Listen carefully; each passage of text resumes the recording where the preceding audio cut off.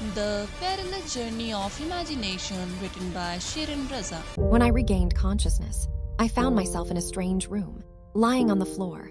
A kind-faced woman entered with a plate of food, and for a moment, I thought Shiva had taken me back, but she revealed the horrifying truth.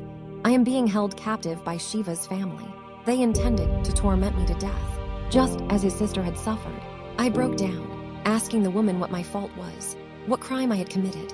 Her words echoed in my mind. Often, the sins of our elders fall upon us, their children. I wept, overwhelmed by the weight of my family's dark secrets.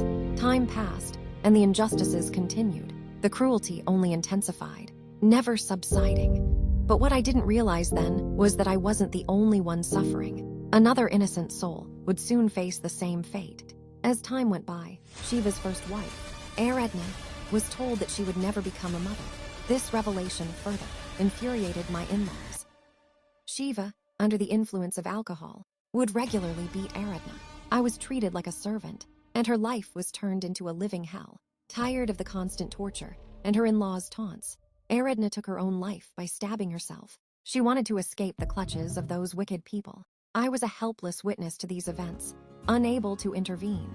My in-laws desperately wanted an heir to inherit their property, which is why they manipulated me to come close with Shiva. He accepted me only after all those years, but solely because he wanted a child. I hoped that this child would bridge the gap between Shiva and me. However, fate once again betrayed me. Instead of a boy, I gave birth to a girl. My life became even more difficult. Shiva started beating me every day, demanding that I give him a son. My life turned into a never-ending torment when the doctor told me I could never become a mother again. Shiva attempted to take my life and my daughter's several times, but he failed every time. As the news spread, Shiva became afraid and spared our lives, but he turned our daily existence into a living hell. My innocent daughter grew up amidst beatings and abuse, forced to endure every hardship beside me. From childhood to adulthood, she suffered in silence. Today, my daughter is getting married.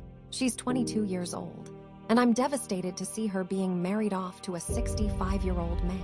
Shiva's greed for money has blinded him to the point where he's willing to sacrifice his daughter's happiness. The thought of it pierces my heart like a dagger.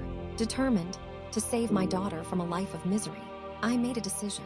I had already ruined my own life, but I wouldn't let hers be destroyed as well.